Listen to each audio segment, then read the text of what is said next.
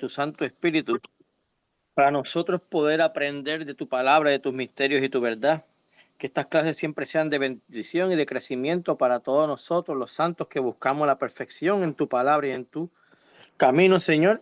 Ayuda al Maestro dándole sabiduría del cielo y ayudándonos nosotros a entender los misterios y las verdades, las cuales son herramientas básicas y útiles para nuestro aprendizaje en cuanto a la palabra y la verdad de Cristo Jesús. Ayúdanos, guíanos, intrúyenos en el nombre del Señor, Padre y Espíritu Santo. Amén y amén. Señor, tenga buenas noches.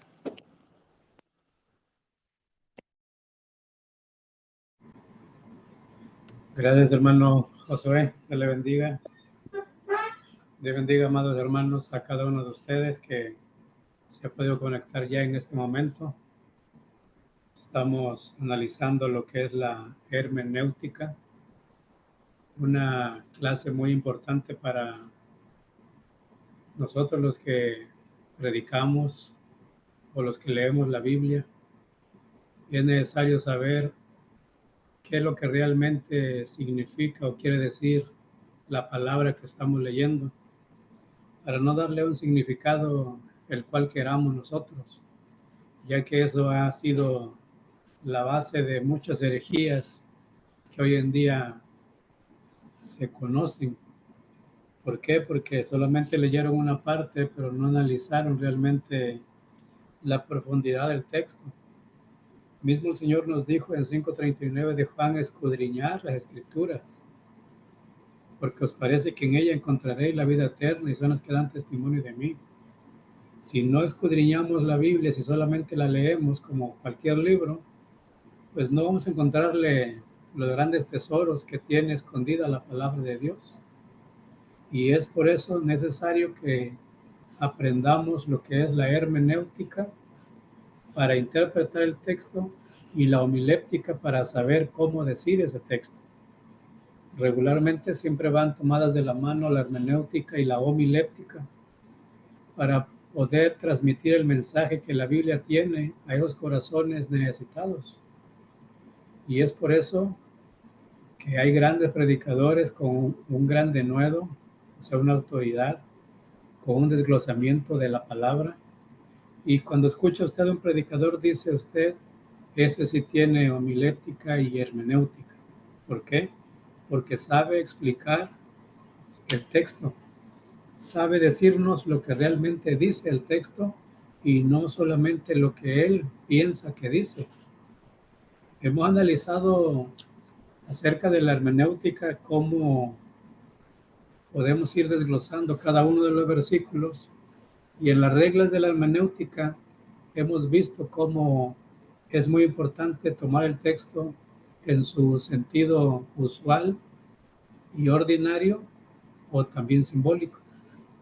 Si vemos un texto que es simbólico, pues ya no le busca a usted otro significado, solamente va a ver qué significa realmente esa palabra o ese texto.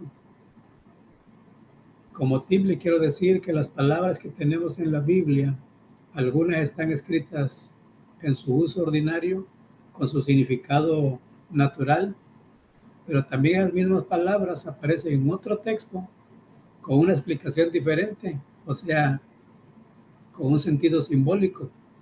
Hay que tomar en cuenta eso cuando vemos un texto y vemos una palabra que nosotros conocemos y decimos, oh, esta palabra significa tal.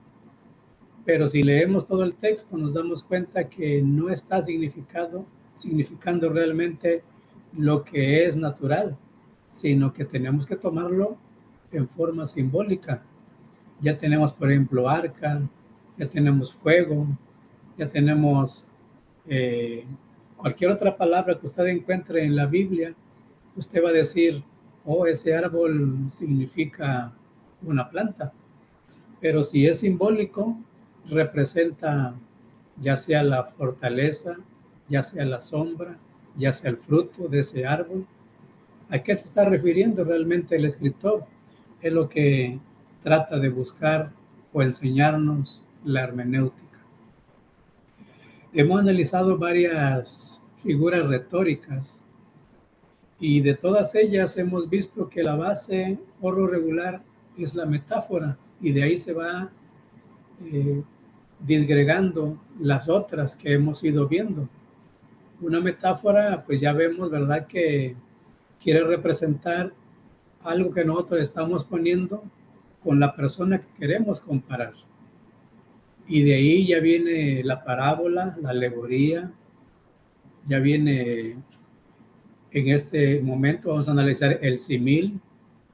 Y el símil es una figura retórica que es igualita o similar a lo que es una metáfora, solamente que el símil utiliza una palabra exclusiva que la diferencia de una metáfora.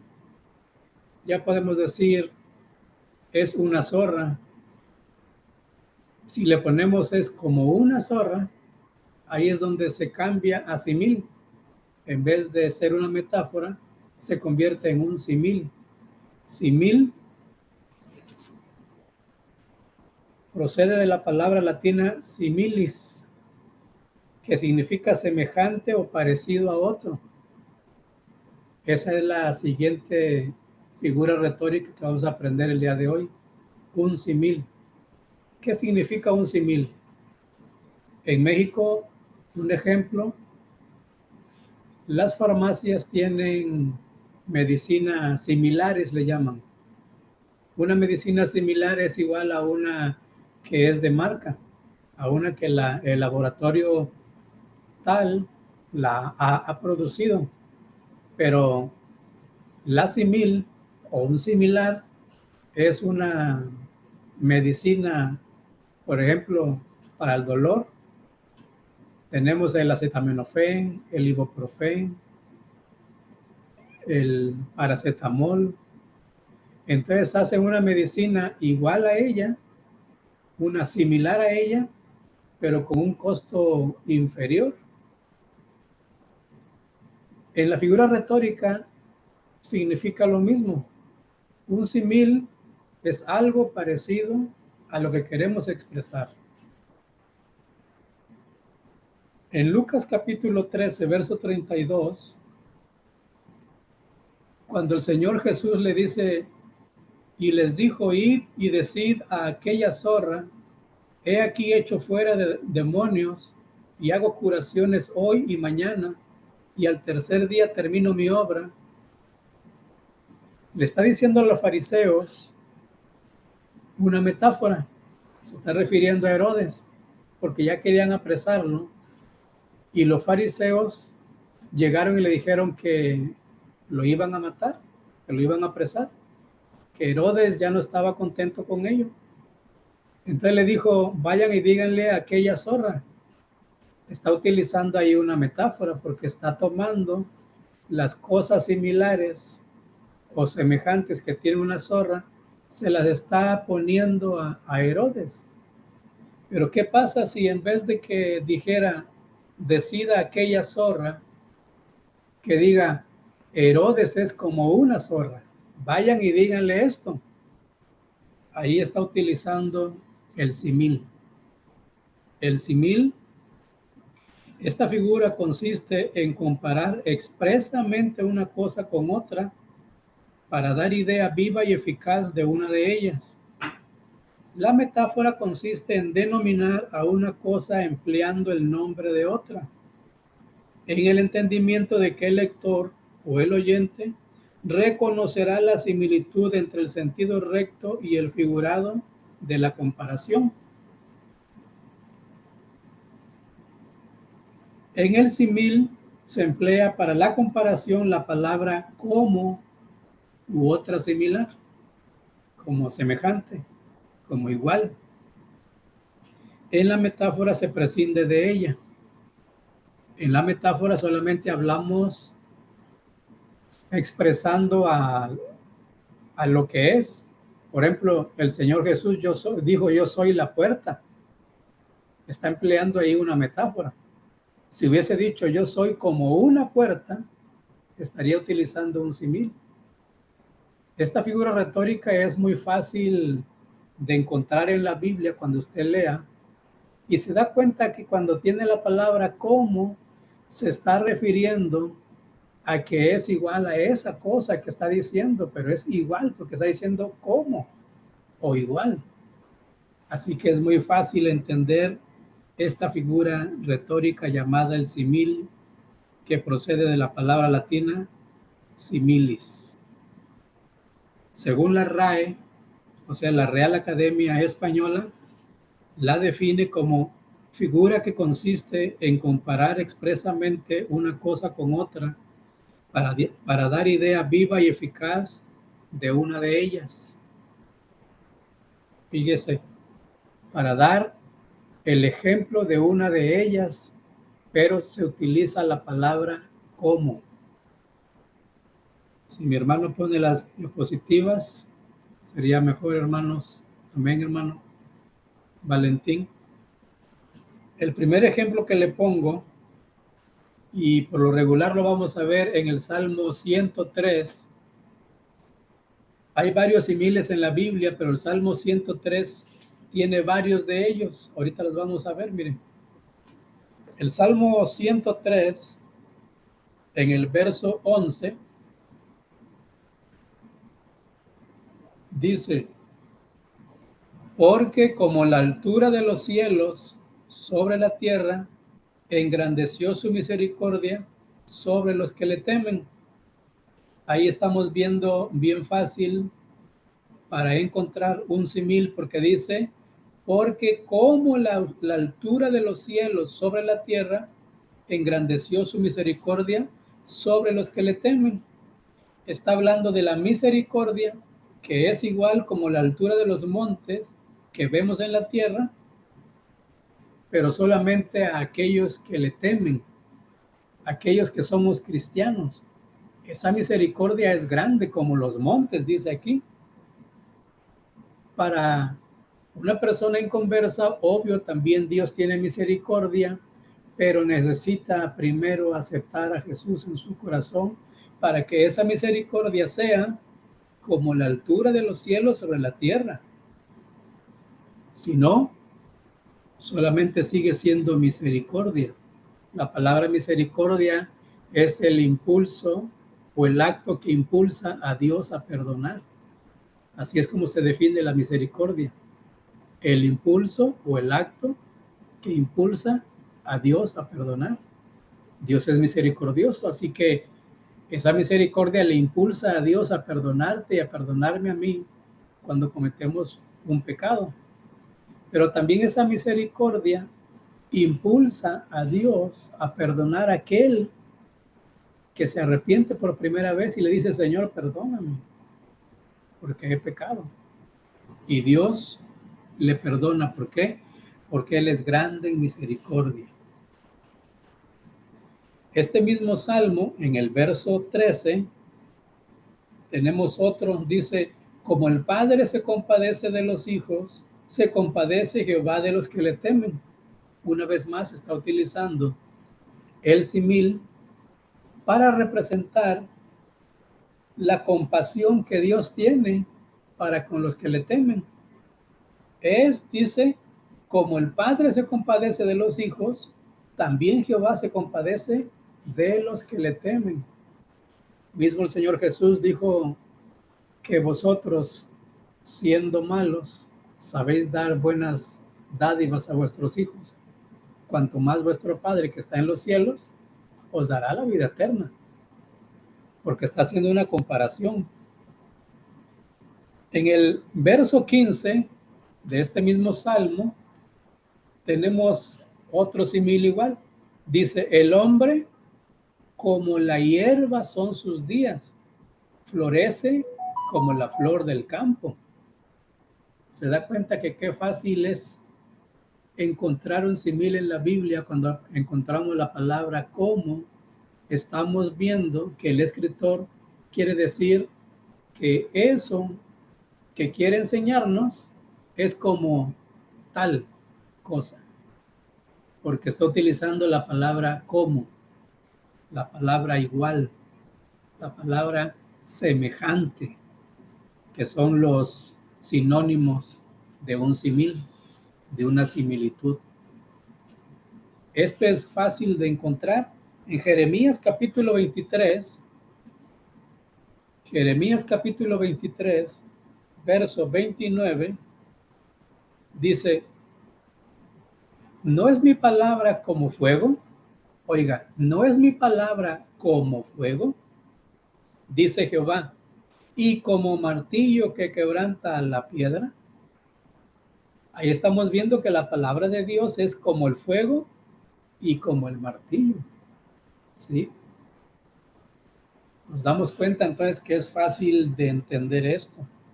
Ya en la palabra, cuando vemos Hebreos 4:12, esta misma palabra no se está refiriendo como un símil, sino como una metáfora. Hebreos 4:12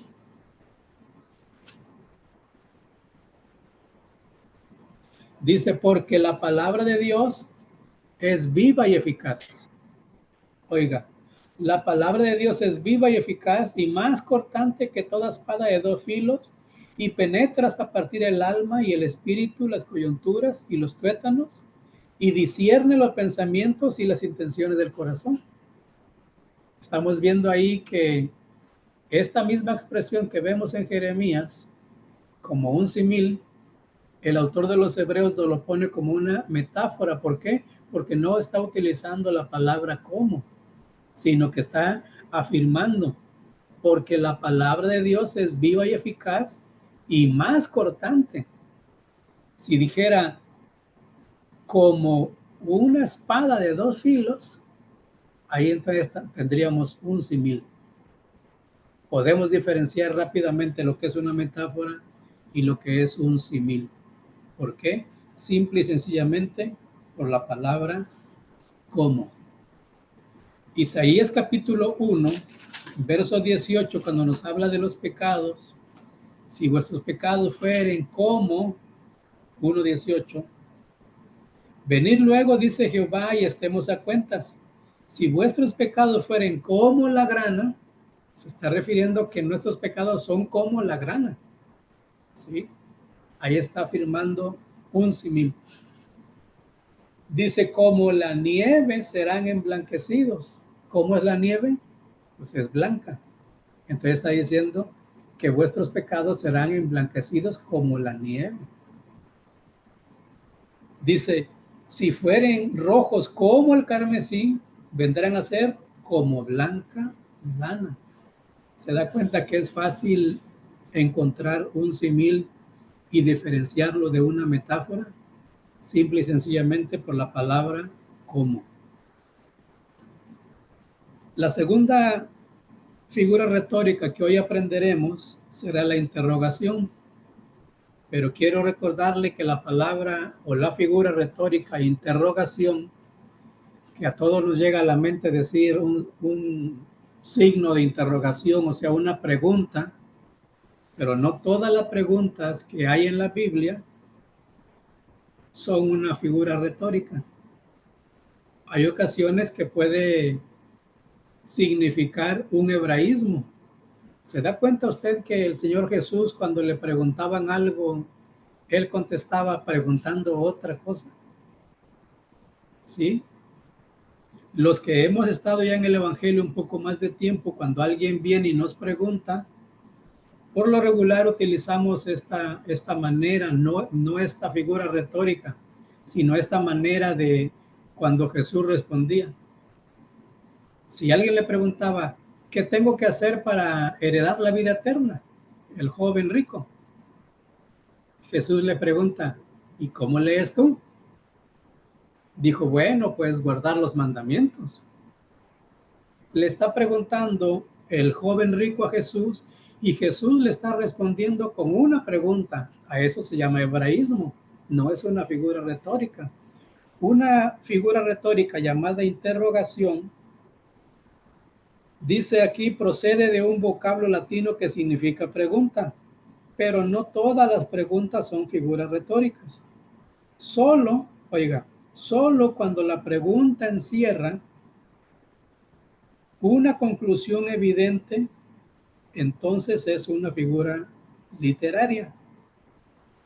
La RAE o sea, la Real Academia Española, la define como figura que consiste en interrogar, no para manifestar duda o pedir respuesta, sino para expresar indirectamente la afirmación.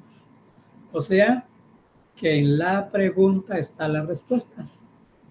A eso se le llama una figura retórica, cuando la respuesta está dentro de la misma pregunta.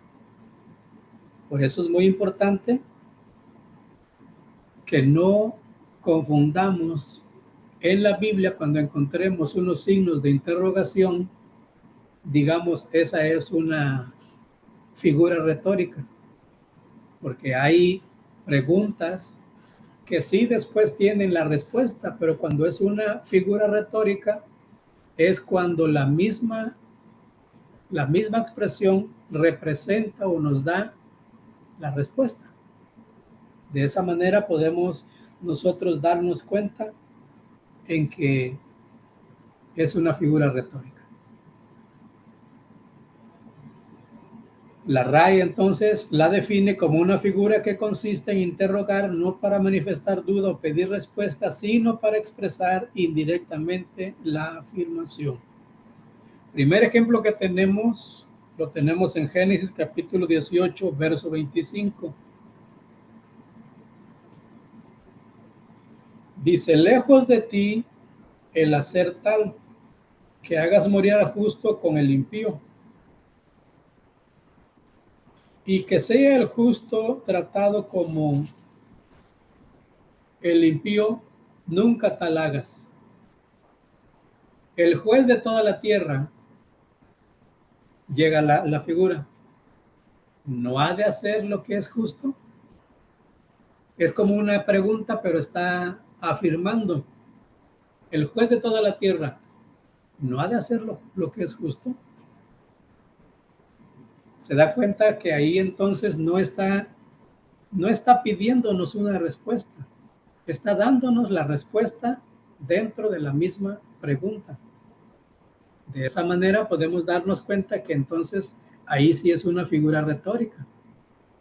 Hablamos de estas figuras porque la gente que no está familiarizado con estas figuras retóricas, valga la redundancia, se confunden y dicen, ahí no puede, según la gramática, no puede estar correcto. Le llaman barbarismos. Barbarismos es cuando usted repite algo innecesariamente o cuando dice usted algo que se sale de la tangente. Muchas veces utilizamos esa expresión cuando hablamos. Tienes que tener. Ese es un barbarismo. No se puede decir tienes que tener porque está encerrando la misma palabra tener y tienes. Tenemos que utilizar otro verbo. Si dijéramos debes tener, ahí estamos cambiando la gramática y no se oye como un barbarismo. Entonces en la pregunta sucede lo mismo. En la figura retórica, cuando nosotros vemos en la palabra que hay un signo de interrogación y lo consideramos como una figura retórica llamada interrogación, es porque en la misma pregunta está la misma respuesta o la afirmación a lo que queremos nosotros ver en esa expresión. Hebreos capítulo 1, verso 14, habla de los espíritus ministradores. Dice el verso 14, ¿no son todos espíritus ministradores enviados para servicio a favor de los que serán herederos de la salvación? Se da cuenta que está hablando de los ángeles, pero no está haciendo una pregunta, está afirmando en la misma pregunta que los ángeles son espíritus ministradores enviados para servicio a favor de los que serán herederos de la salvación. Y ahí por eso que nosotros decimos que hay ángeles alrededor de nosotros. No confundamos también que esta palabra dice, no son todos estos espíritus ministradores enviados para servicio de nosotros. y que usemos esta expresión como algunos de hoy en día televangelistas dicen que los ángeles les sirven y les obedecen.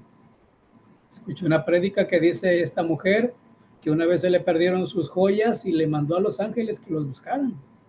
Y los ángeles encontraron sus joyas. Eso es una herejía. Porque no podemos nosotros creer que los ángeles están a nuestro servicio para nuestro capricho, sino que sí, dice el Salmo, que el ángel de Jehová acampa alrededor de aquellos que le temen y los defiende. Es una promesa condicionada. Para que el ángel nos defienda, necesitamos ser temerosos de Dios. Esa se le llama una promesa condicionada, con condición. ¿Quieres tú que el ángel de Jehová acampe alrededor tuyo y te defienda? Bueno, tienes que ser temeroso de Dios. Así de sencillo. Y la pregunta que dice aquí no necesita respuesta porque la respuesta está dentro de la misma pregunta. ¿No son todos espíritus ministradores, enviados para servicio a favor de los que serán herederos de la salvación? ¿Acaso necesitamos una respuesta? No, porque ahí dentro está incluida la pregunta y la respuesta. Nos damos cuenta que entonces es fácil también darnos cuenta de una interrogación como figura retórica o como una pregunta que necesita una respuesta. La interrogación más conocida nos la da el apóstol Pablo en los Romanos. Romanos 8, de ¿quién nos separará del amor de Cristo? 8, 33 al 35. Dice, ¿quién acusará a los escogidos de Dios? ¿Quién es el que justifica? ¿Quién es el que condenará? Cristo es el que murió, más aún el que también resucitó, el que además está a la diestra de Dios, el que también intercede por nosotros. ¿Quién nos separará del amor de Cristo? Y sigue en la pregunta, ¿tribulación? ¿O angustia? ¿O persecución? ¿O hambre? ¿O desnudez? ¿O peligro? ¿O espada? Está afirmando que no hay nada ni nadie que pueda separarnos, y ya el texto nos lo va desglosando poco a poco y nos va diciendo claramente. Dice, como está escrito, por causa de ti somos muertos todo el tiempo. 38, por lo cual estoy seguro de que ni la muerte, ni la vida, ni ángeles, ni principados, ni potestades, ni lo presente, ni lo porvenir, ni lo alto, ni lo profundo, ni ninguna otra cosa creada nos podrá separar del amor de Dios que es en Cristo Jesús, Señor nuestro. Aunque lo está explicando el apóstol Pablo, en la misma pregunta está dando la respuesta. ¿Quién nos separará del amor de Cristo? ¿Tribulación? No necesita usted decir no. ¿Peligro? No necesita decir no. O sea, como respondiendo, sino que ahí mismo tiene la afirmación que estamos nosotros queriendo decir sin necesidad de decirlo. En Lucas 22,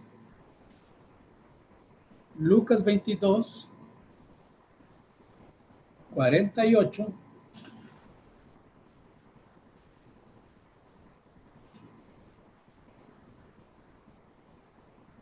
entonces Jesús le dijo, Judas,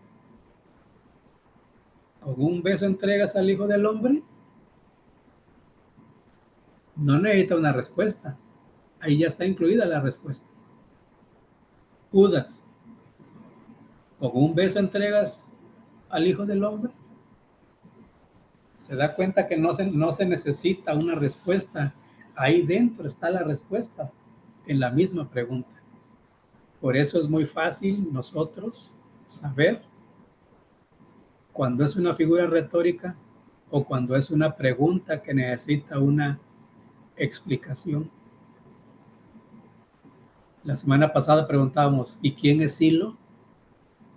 Porque era otra figura retórica, era un enigma, era como una adivinanza, diríamos, así más o menos nosotros lo entendemos. ¿Quién es Silo?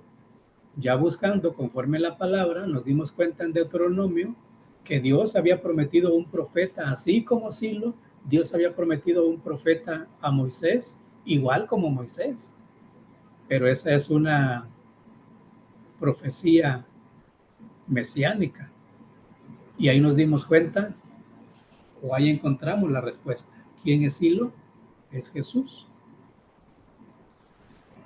La siguiente que vamos a ver hoy se llama la apóstrofe. Y cuando usted encuentra figuras retóricas en la Biblia, y le dijimos que las figuras retóricas son iguales que en la literatura secular, es como una película, como un video. Cuando vemos una metáfora, nos imaginamos. Cuando vemos una hipérbole, que es una exageración. Cuando vemos una prosopopeya, que es una personificación. Bueno, la apóstrofe es similar a una prosopopeya o a una personificación.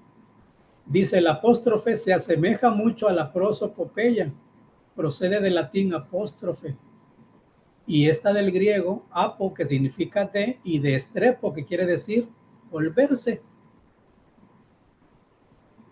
El vocablo indica que el orador se vuelve de sus oyentes inmediatos para dirigirse a una persona o cosa ausente o imaginaria. ¿Se ha dado cuenta usted en la Biblia que lleva usted el hilo de la lectura y de repente se imagina que el escritor se voltea para hablarle a otra cosa y decirle las cosas? Como Primera de Corintios capítulo 15, 55, el apóstol Pablo está hablando acerca de la resurrección del Señor Jesús.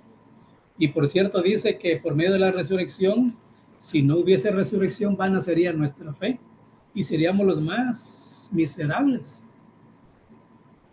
Está explicando eso de la resurrección el apóstol Pablo. 54 dice, cuando esto corruptible se haya vestido de incorrupción y esto mortal se haya vestido de inmortalidad, entonces se cumplirá la palabra que está escrita, sorbida es la muerte en victoria.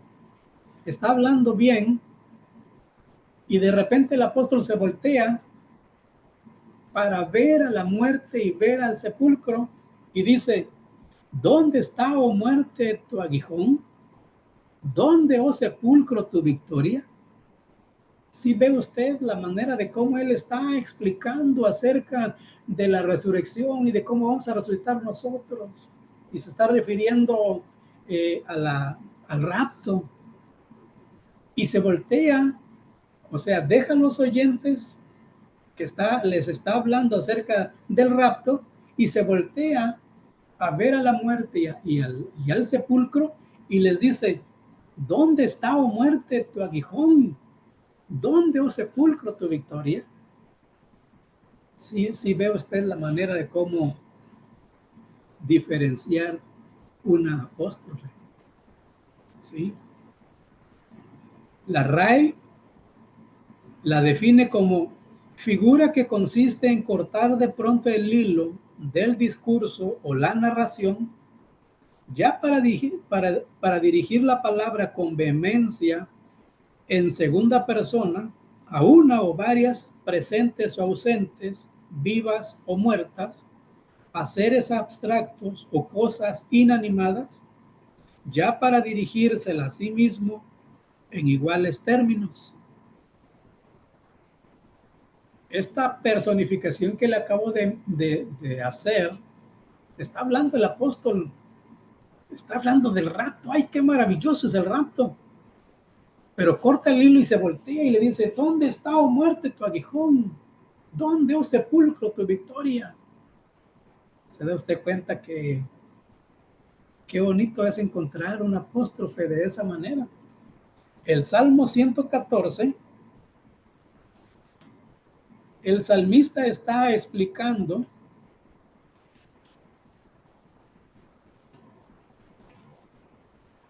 de la salida de los hebreos. Salmo 114, el título dice las maravillas del Éxodo. Y en el verso 5 y 8, vea usted, cuando salió Israel de Egipto, la casa de Jacob del pueblo extranjero, Judá vino a ser su santuario e Israel su señorío. El mar lo vio y huyó, el Jordán se volvió atrás, los montes saltaron como carneros, los collados como corderitos, y corta el hilo y se voltea al mar y dice, ¿qué tuviste, oh mar? ¿Qué huiste? Y tú, oh Jordán, que te volviste atrás. Por eso una apóstrofe es similar a una prosopopeya porque es una personificación. A la personificación es cuando nosotros nos damos la vuelta y hablamos directamente a esa cosa, ya sea visual o inanimada, para seguir la expresión que estamos narrando, sin perder claro lo que estamos hablando, como con el apóstol Pablo en el rapto. Está hablando de la resurrección, está hablando de que esto corruptible será incorruptible, esto mortal será inmortal, pero se voltea directamente a la muerte y al sepulcro para decirle, ¿dónde está, oh muerte, tu aguijón? Vamos a ir al receso, hermanos, 5 minutos y volvemos. Dios les bendiga.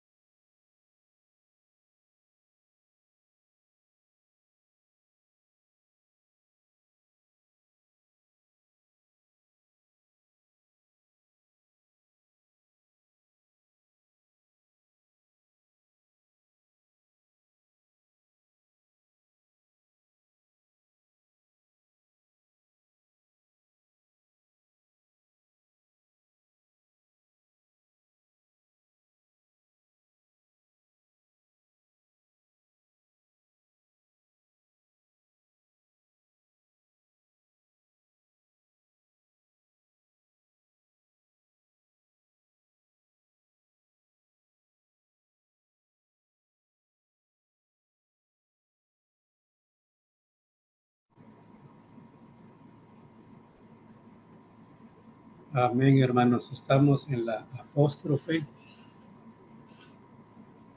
Es una representación o una personificación. Y es fácil también de encontrarla cuando ya tenemos el hábito de leer y de encontrar alguna figura retórica. Bueno, pues la apóstrofe es cuando va narrando el escritor y de repente como que se voltea a hablarle a otra persona, ya sea imaginaria o abstracta o real.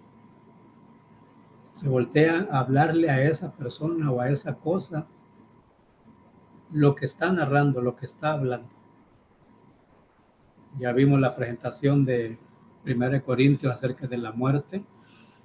El Salmo está hablando de cuando salieron de Egipto y le pregunta al monte, ¿qué tuviste, oh montes, oh mar, perdón?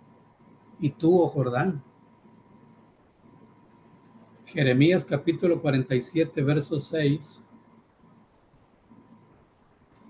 está hablando el profeta: Gaza fue rapada, Ascalón ha perecido, y el resto de su valle, ¿hasta cuándo te sajarás? Y ya el verso 6 dice: oh espada de Jehová, ¿hasta cuándo reposarás? Vuelve a tu vaina, reposa y sosiégate. Como que el profeta Jeremías le está diciendo a la espada de Jehová: oh, detente. Es muy fácil también entender y encontrar una apóstrofe. Ahora con la definición que ya tenemos, nos damos cuenta que es cuando alguien rompe la narración que lleva para dirigirse, dejando el público que tiene, para dirigirse a otro público. ¿Sí? Eso se llama apóstrofe. La apóstrofe más conocida que se cree es cuando el rey David escucha que muere su hijo Absalón. Recordemos que Absalón se subleva, quiere el reinado. David había ya dicho que quien iba a ser el rey iba a ser Salomón, y Absalón se subleva, pero también da la orden de que no lo maten. Fíjense, a sus generales les dice que no lo maten. Segundo libro de Samuel, capítulo 18. Segundo libro de Samuel, capítulo 18.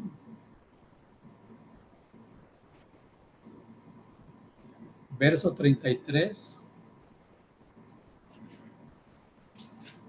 Segundo libro de Samuel, capítulo 18. El título empieza diciendo muerte de Absalón. Y ahí vemos nosotros la historia de cómo es que se subleva y el rey le dice a sus generales que no lo maten, aunque se haya sublevado, que no lo maten. Pero en la guerra, Absalón, que tenía un cabello muy largo, al pasar su asno abajo de un árbol, se enreda su cabello y queda colgado ahí. El asno sigue corriendo, la mula sigue corriendo y él queda colgado. Y uno de los generales agarra y lo mata. Y ya en el verso, en el 32 dice: el rey entonces dijo al etíope, ¿el joven Absalón está bien? Y el etíope respondió: como aquel joven sean los enemigos de mi señor el rey, y todos los que se levanten contra ti para mal. Entonces el rey se turbó y subió a la sala de la puerta y lloró. Y yendo decía así: hijo mío, Absalón, hijo mío, Absalón, ¿quién me diera que muriera yo en lugar de ti? Absalón, hijo mío, como que ahí lo está viendo, pero ya está muerto. Esta se cree que es una de las apóstrofes más conocidas. Sabemos que Absalón murió de esa manera. Al menos yo así imaginaba y lo había leído, que su cabello se enredó en el árbol y ahí quedó colgado y llegaron y lo mataron. Pero ya cuando vemos aquí esta figura retórica, el rey David llora, pero habla como que si hablara con él, como que si lo tuviera ahí presente. A eso se llama apóstrofe, una personificación, ya sea de personas o de cosas inanimadas a las cuales referimos o nos dirigimos en el relato que estamos llevando.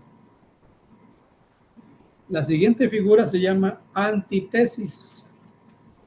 Fíjese, también esta antítesis ya podemos conocer esta figura porque la antítesis dice, este vocablo procede de la palabra latina antítesis y esta de palabras griegas que significan colocar una cosa contra otra. Oiga, colocar una cosa contra otra. O sea que decimos blanco y decimos negro. Decimos hombre y decimos mujer. ¿Sí? El yin y el yang de Japón. Usted ve la ruedita dividida blanco y rojo y los dos son iguales. Bueno, a eso se le llama una antítesis. ¿Sí?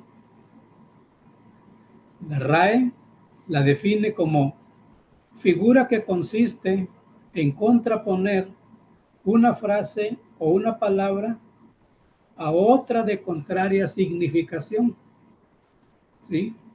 A otra cosa contraria.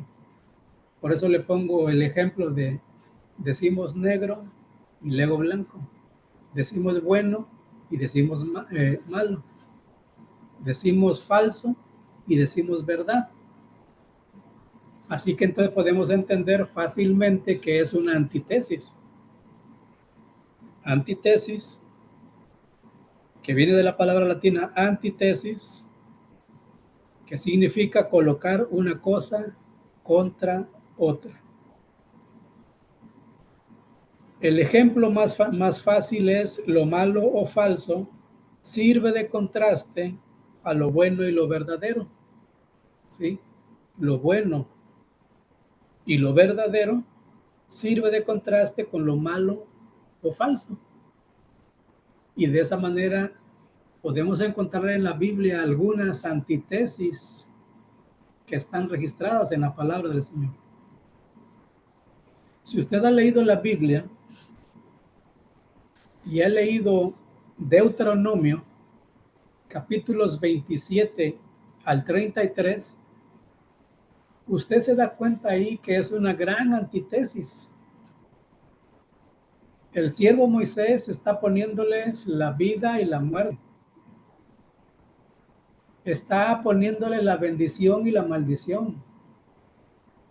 Está poniéndole lo bueno y lo malo delante de ellos. Dice, y escojan la vida. ¿Se ha dado cuenta usted de eso? En ese discurso de despedida de Moisés, es una serie de contrastes, la vida y el bien contra la muerte y el mal, los cielos y la tierra, la bendición y la maldición. Ya en casita usted puede leer estos antítesis que le menciono, porque le menciono son muchos, y usted va a encontrar esa antítesis visible, porque nos pone en el 27, en el verso 11 empiezan las maldiciones. Capítulo 28 empieza bendiciones de la obediencia. Del 28:15 dice consecuencias de la desobediencia. Y se sigue todo el 28 hasta el 29, que ya hace el pacto En el capítulo 30 dice condiciones para la restauración y la bendición. Y así se sigue todo hasta el 33, donde Moisés bendice a las 12 tribus de Israel. Es una antítesis.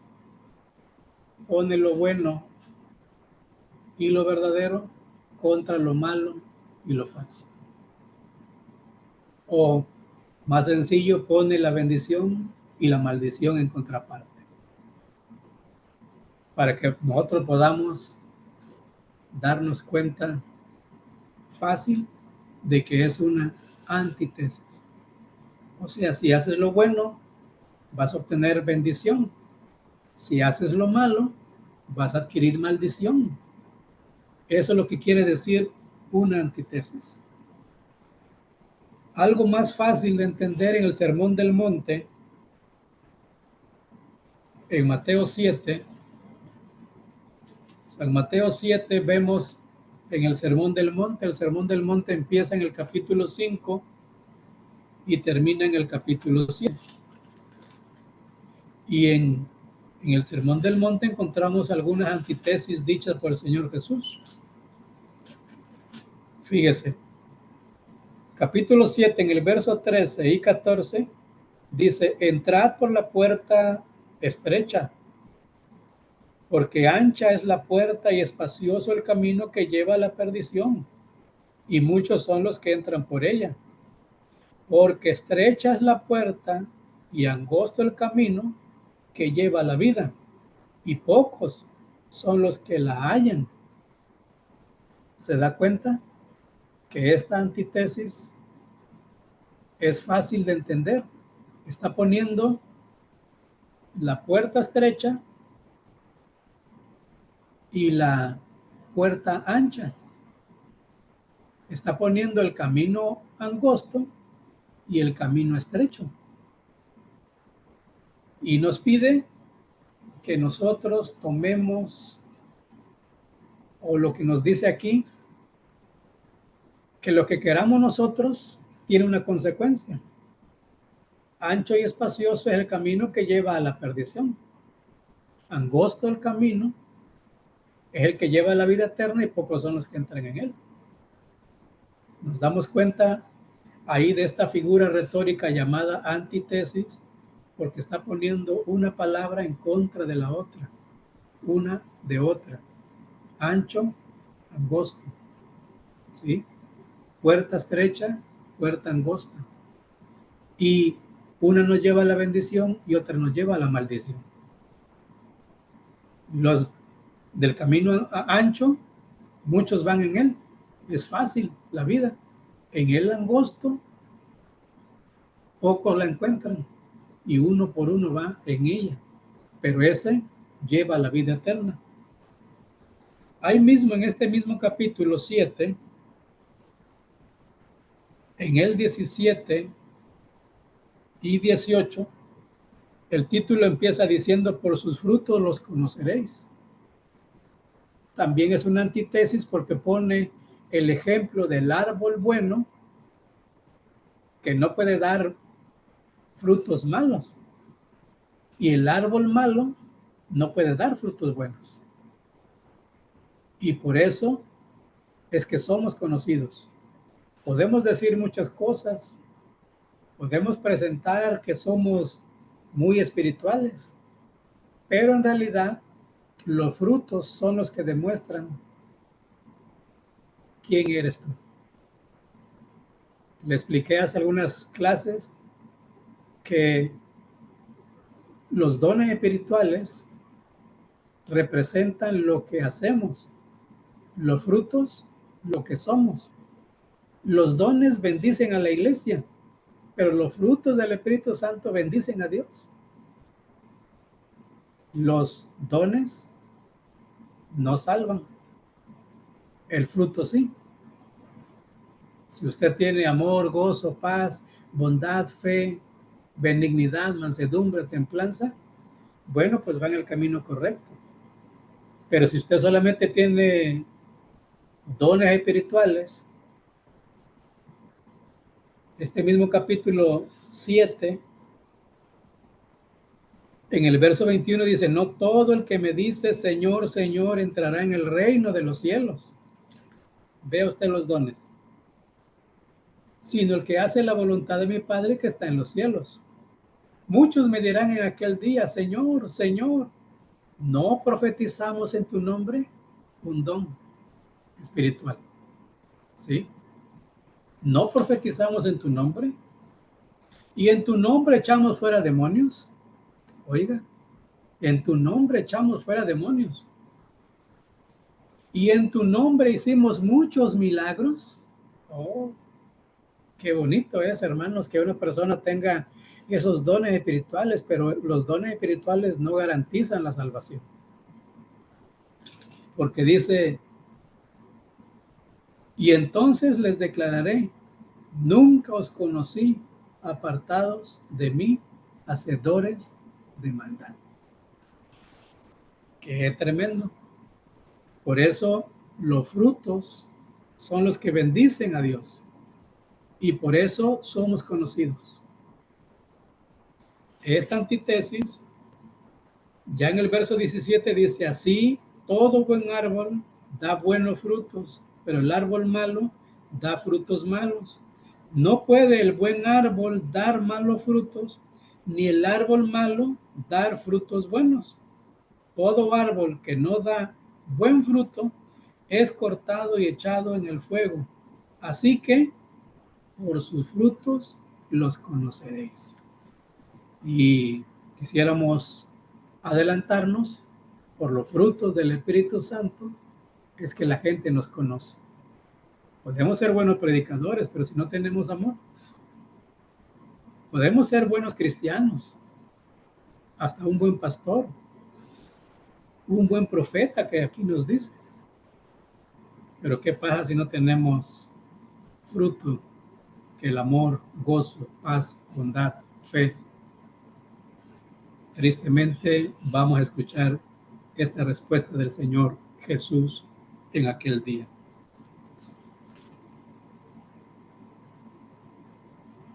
La siguiente figura retórica, hermanos, se llama clímax o gradación. Degradación es lo contrario, aunque en la figura retórica también puede ser una degradación. O sea, dice, procede del latín clímax y del griego clímax, que significa escala en el sentido figurado de la palabra. Escala que va subiendo, va subiendo, va subiendo de tono. Cuando usted se da cuenta de un clímax, que lo puede encontrar muchas veces no directamente en un solo versículo, dice, procede del latín clímax y del griego clímax, que significa escala en el sentido figurado de la palabra.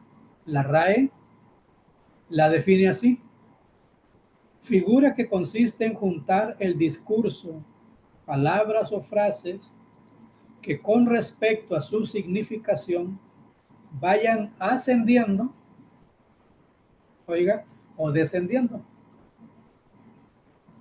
La idea es ver la escala, ya sea para arriba, ya sea para abajo, pero que vayamos viendo una escala, como una escalera, que va subiendo, o que va bajando, va bajando, va bajando.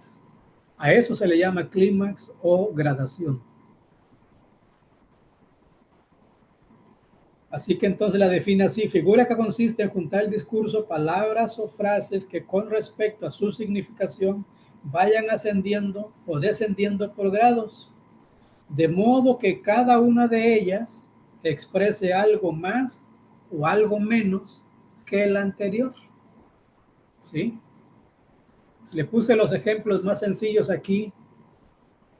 Romanos 8, 29, cuando nos habla acerca de que todas las cosas o suceden a bien según sea el propósito que Dios tiene para sus hijos. Había un debate precisamente en el instituto acerca de lo bueno y lo malo que Dios hizo. ¿Dios hizo lo bueno? Sí. ¿Dios hizo lo malo? Bueno, Eclesiastés también nos dice que Dios hizo lo uno como lo otro, para que buscando fuera de Dios, dice, no encuentres nada. Pero hemos analizado que lo que significa eso es de que Dios hizo lo bueno y a lo que nosotros le llamamos malo es el propósito que Dios tiene. O sea, en otras palabras, Dios no lo ve como malo. Todo lo que está pasando y que va a acontecer, Dios no lo ve como malo. Lo ve como un propósito para que se cumpla lo que Dios tiene establecido. Si nosotros pensamos de esa manera, bueno, pues hay muchas cosas que están sucediendo ahorita. Por ejemplo, la apostasía. Hay muchos que se están convirtiendo en apóstatas. Es malo, sí, pero es un propósito de parte de Dios, porque dice la palabra que Jesús no vendrá sin antes venga la apostasía y se manifieste el hijo de maldad, o sea, el inicuo. Ahí nos damos cuenta que es un propósito de parte de Dios, aunque se ve que es malo, y nosotros siendo cristianos no deberíamos de tomar esa expresión de apóstata y decir, bueno, pues ya está escrito. Algunos de nosotros vamos a ser apóstatas, Dios nos libre. Se lo explico porque escuché una expresión de un hermano que hablaba precisamente de esta situación. Y él decía, hermano, ¿y qué tal si Dios ya me predestinó a mí para no ser salvo? Y yo me esfuerzo en buscar la salvación. La apostasía es mala, pero es un propósito de parte de Dios. Pero hay de aquel que quiera entrar en esa apostasía.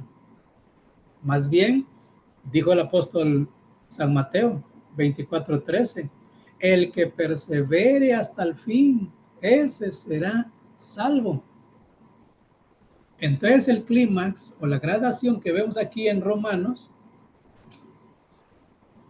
dice, y sabemos que a los que aman a Dios todas las cosas les ayudan a bien, esto es, a los que conforme a su propósito son llamados. Dice, porque a los que antes conoció, va subiendo, también los predestinó, va subiendo, para que fuesen hechos conforme a la imagen de su Hijo, para que Él sea el primogénito entre muchos hermanos. Y va subiendo. Y a los que predestinó, a estos también llamó. Y va subiendo. Y a los que llamó, a estos también justificó. Y vamos llegando hasta el clímax, hasta el final, que es la glorificación. Dice, y a los que justificó, a estos también glorificó. ¿Se da usted cuenta que es una ascendencia, ascendencia, ascendencia, ascendencia? ¿Sí? A los que conoció, los predestinó, los llamó, los justificó y los glorificó.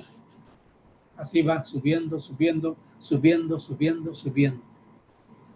Para que podamos nosotros darnos cuenta de que ese es una gradación o clímax. Quizás es más fácil entender el clímax porque clímax entendemos que es llegar a la cima, llegar hasta arriba, llegar hasta lo más alto. Eso significa clímax en nuestra mente, al menos en la mía, no sé en la de usted, del país que sea usted y qué significa para usted clímax. Pero para mí, cuando yo escucho la palabra clímax, es haber llegado hasta lo último, hasta el éxito, por ejemplo. Gradación, bueno, significa gradas, va subiendo, va subiendo, va subiendo, va subiendo, va subiendo. Este mismo pasaje de Romanos 8 tiene otra que aparece en el 31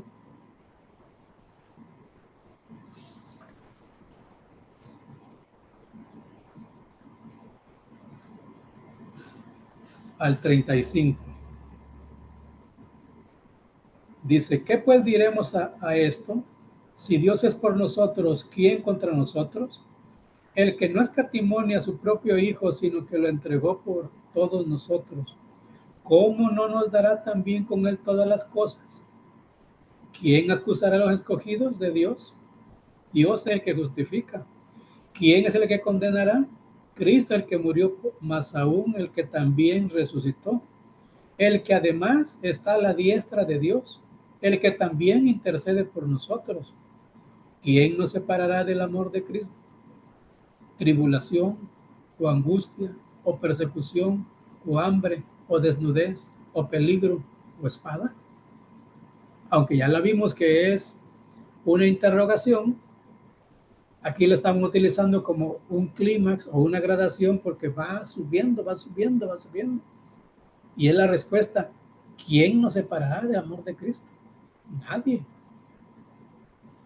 Vemos la siguiente en el 38 y 39 que dice: por lo cual estoy seguro de que ni la muerte, ni la vida, ni ángeles, ni principados, ni potestades, ni lo presente, ni lo porvenir, ni lo alto, ni lo profundo.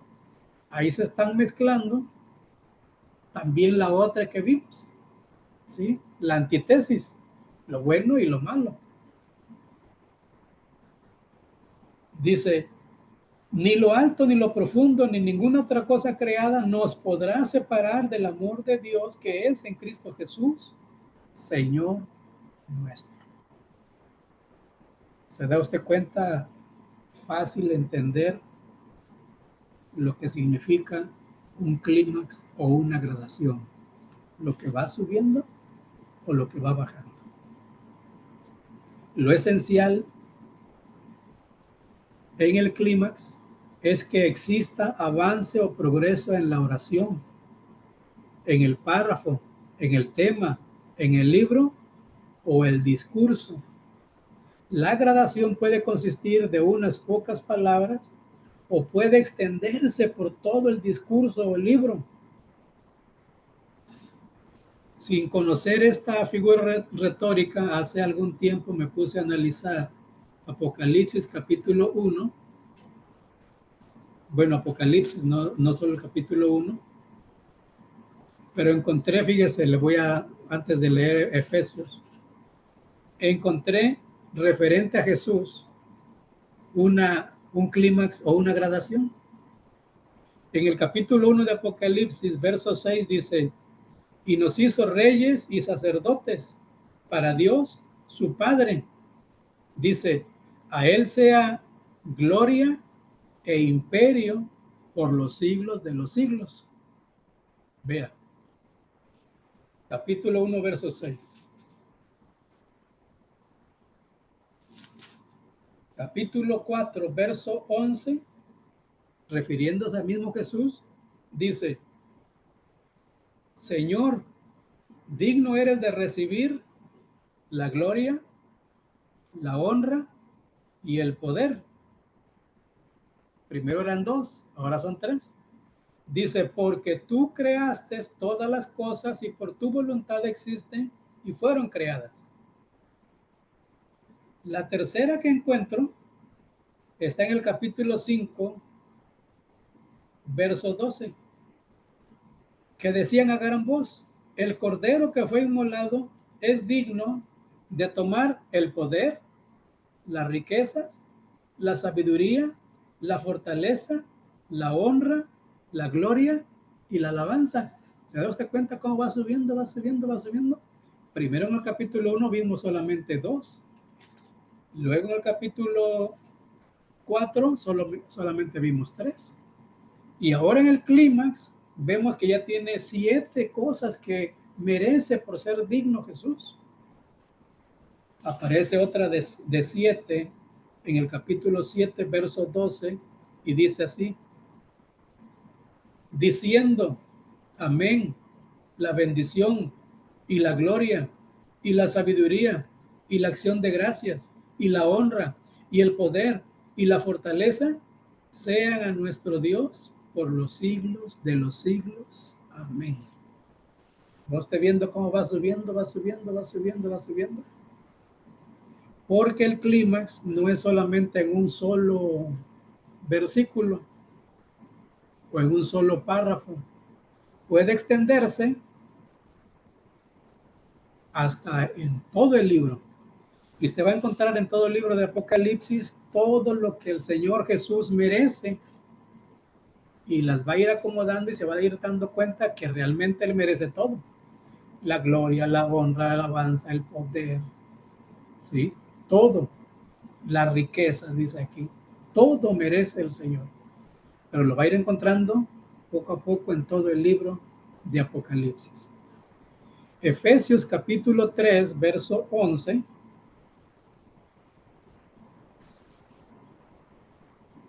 Efesios, dice aquí, capítulo 3, verso 11.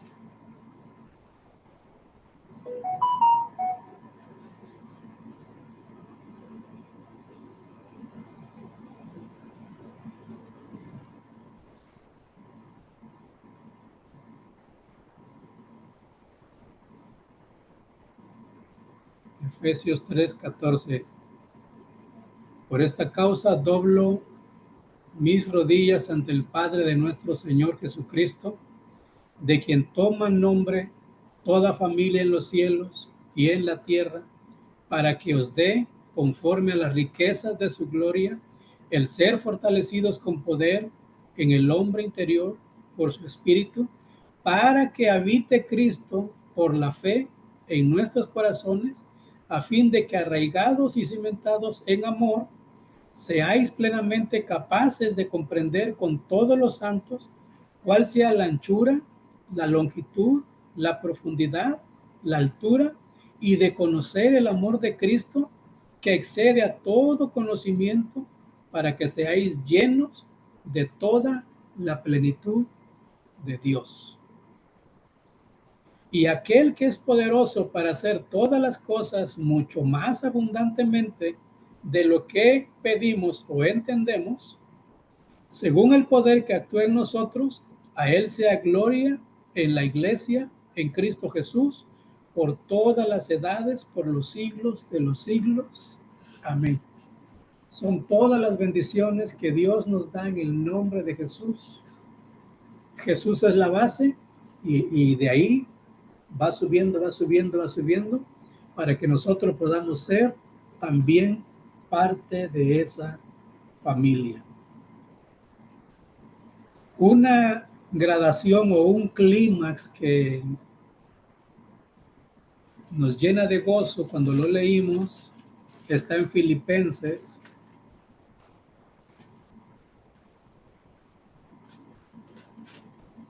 capítulo 2, y creo que todos lo conocemos. Se le conoce la autohumillación de Jesús. La autohumillación de Jesús. En el verso 5 empieza diciendo: haya pues en vosotros este sentir que hubo también en Cristo Jesús, el cual, siendo en forma de Dios, no estimó el ser igual a Dios como cosa que aferrarse, sino que se despojó a sí mismo, tomando forma de siervo, hecho semejante a los hombres, y estando en la condición de hombre, se humilló a sí mismo, haciéndose obediente hasta la muerte, y muerte de cruz. Pareciera que en vez de ser climas, en vez de una gradación, es una degradación, porque va bajando. De tener toda su gloria, llegó hasta humillarse, hasta lo más, dice, siendo el Dios. Dice, no escatimó el ser igual como Dios, más bien se humilló a sí mismo, y mire cómo empezó a bajar la humillación hasta llegar a una muerte, y una muerte de cruz. Dice, por lo cual Dios también le exaltó hasta lo sumo y le dio un nombre que es sobre todo nombre, para que en el nombre de Jesús se doble toda rodilla, de los que están en los cielos, de los que están en la tierra, debajo de la tierra, y toda lengua confiese que Jesucristo es el Señor, para gloria de Dios Padre. Esta autohumillación, como se le conoce del Señor Jesús, es la manera de cómo Él pudo rescatarnos o salvarnos, pagar el precio de nuestro pecado al Padre Celestial, obvio. Algunas corrientes dicen que Jesús pagó el precio a Satanás, el enemigo, que el Señor lo reprenda, pero no. Se lo pagó al Padre Celestial porque nosotros no éramos dignos, ¿sí? Y solo en Cristo somos dignos para poder estar delante del Padre. Así que necesitábamos un intermediario, un mediador entre Dios y los hombres, Jesucristo. A Él le costó la vida. Él murió para que nosotros tuviéramos vida. Él descendió del cielo para que nosotros pudiéramos ascender al cielo. A eso se le llama clímax o gradación. De esta manera vemos la escalera de cómo es que Dios dio el plan de salvación. Vea, en gloria Jesús bajó a la tierra, se humilló, murió en la cruz del Calvario, todavía lo enterraron y después vuelve a ascender y sube hasta el cielo. Esteban el mártir, el primer mártir, dice que él vio a Jesús sentado a la diestra del Padre. Cuando dijo eso, dice que su rostro ya brillaba y los judíos no soportaron eso y lo apedrearon y ahí murió. ¿Por qué? Porque estaba viendo la gloria de Jesús resucitado. De esa manera, esta figura retórica llamada clímax o gradación toma sentido cuando vamos viendo los pasos que llevamos, de arriba, de abajo para arriba, vamos subiendo hasta llegar al reino de los cielos, Dios mediante. Si Cristo viene pronto por su iglesia, seremos transformados, y si no, dice un canto, y si ya morí, que tu ángel santo me despierte a mí. ¿Sí? Esa es la promesa y esa es la confianza que tenemos nosotros. Hasta aquí llegamos, hermanos, en la clase del día de hoy. Hoy solo vimos 5. La próxima semana, Dios mediante, veremos solamente las 3 que faltan, las figuras retóricas. Así que si usted tiene alguna duda, es momento de expresarla de referente a qué figura retórica o a qué regla que hemos visto hasta hoy. Si alguien tiene una pregunta acerca de las reglas o de las figuras retóricas que hemos visto, quizá al principio o por el momento es un poco difícil, pero si usted empieza a leer la Biblia y empieza a tomar ejemplos y a poner a su mente a trabajar y decir, oh, esto es un apóstrofe, esto es una ironía, esto es una interrogación, esta es una parábola. Ya vimos que hay muchas parábolas, es muy fácil de encontrar. En el Nuevo Testamento encontramos 50, pero también hay parábolas en el Antiguo Testamento.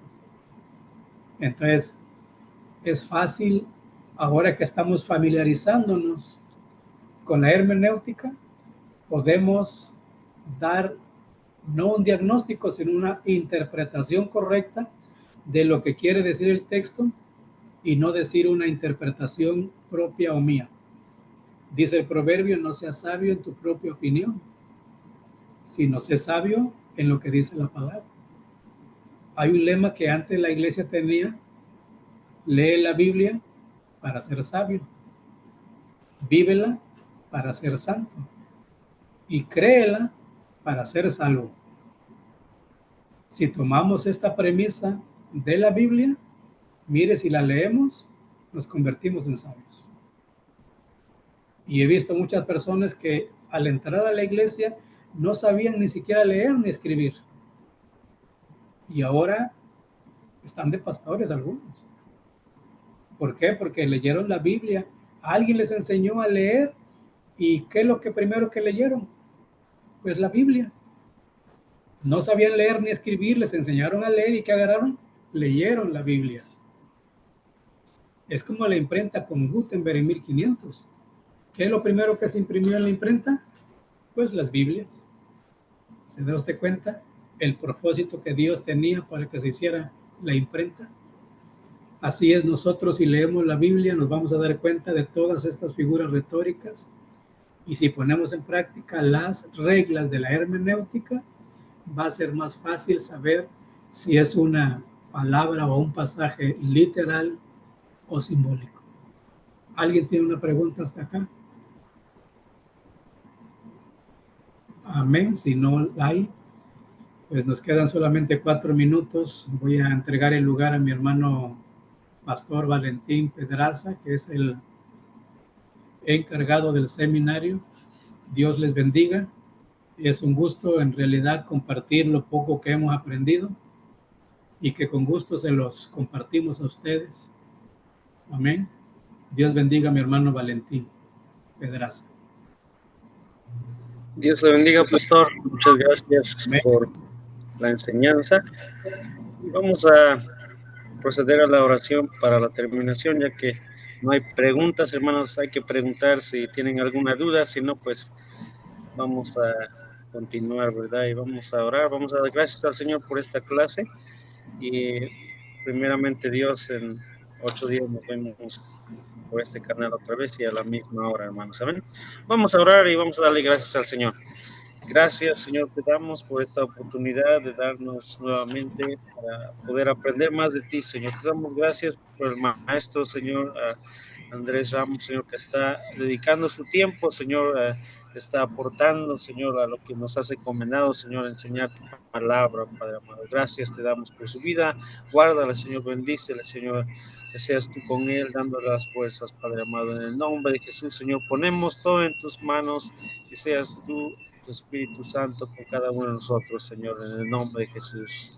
Amén.